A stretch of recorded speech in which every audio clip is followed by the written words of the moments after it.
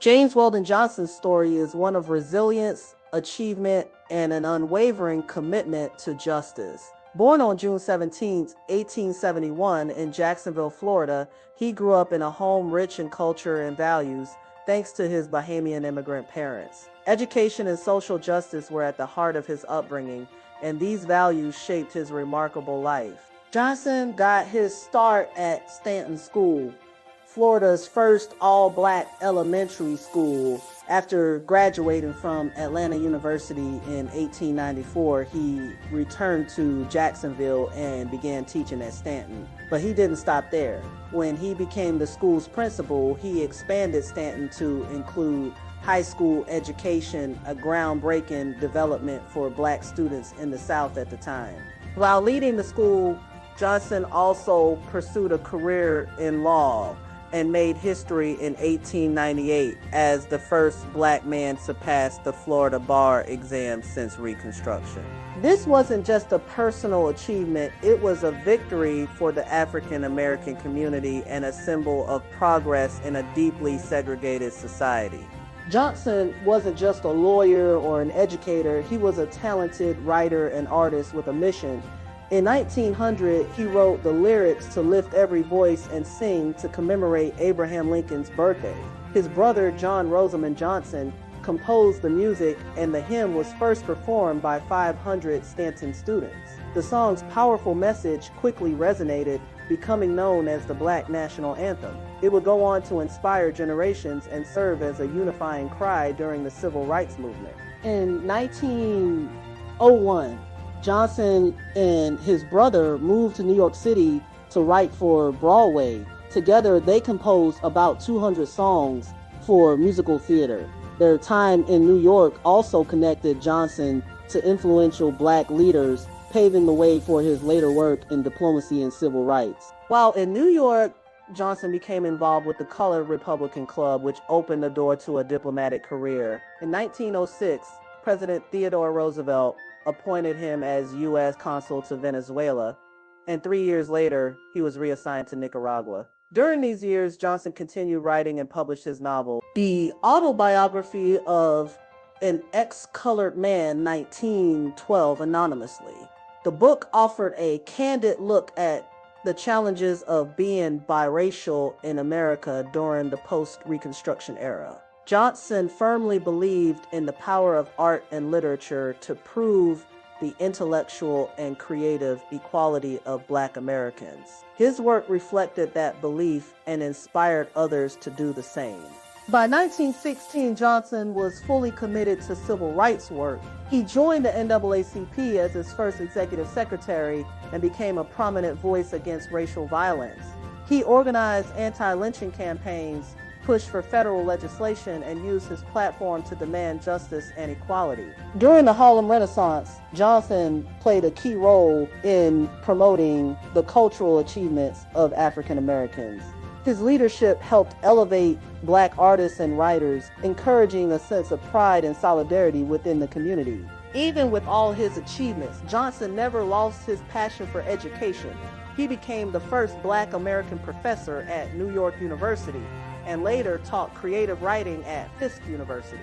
For Johnson, literature wasn't just about storytelling, it was a tool for change. He passed his philosophy on to his students, inspiring the next generation of thinkers and activists.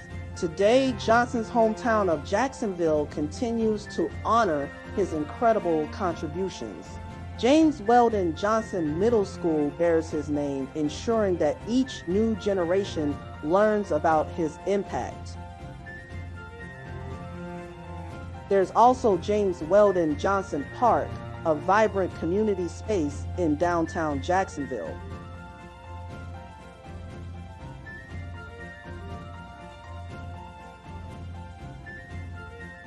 The city is home to the Lift Every Voice and Sing statue, a striking tribute to Johnson and his brother located in a park dedicated to their legacy. There's also a replica of his childhood house being made into a museum. The cabin where he stayed in Maine is also being restored, so writers can come visit and tap into their creative side. I think it is also worth mentioning that an American sculptor, Augusta Savage, associated with the Harlem Renaissance, has created this iconic Lift Every Voice and Sing monument. Savage was asked to make a sculpture to symbolize African American music for the 1939 World's Fair.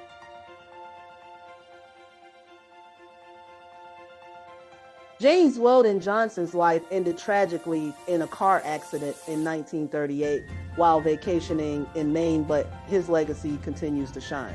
His work as a writer, educator, and civil rights leader broke barriers and inspired countless others to follow in his footsteps. His contributions have sparked deep conversations about representation and identity within the African American community, such as Zora Neale Hurston's critique of his portrayal of race, but those debates only underline the lasting impact of his work.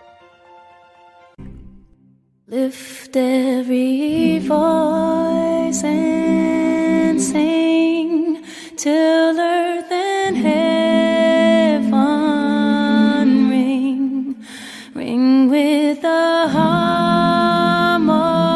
harmony of liberty. Let our rejoicing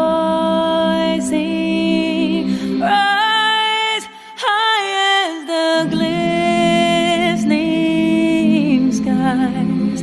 Let it resound loud as the rolling sea.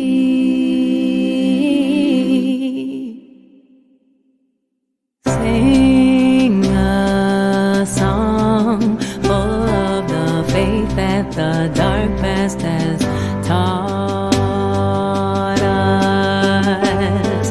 Sing a song full of the hope that the present has brought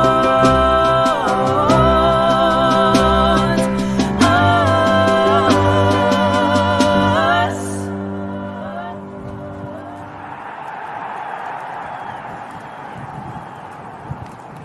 Facing a rising sun of a new day begun. Let us march on to victory.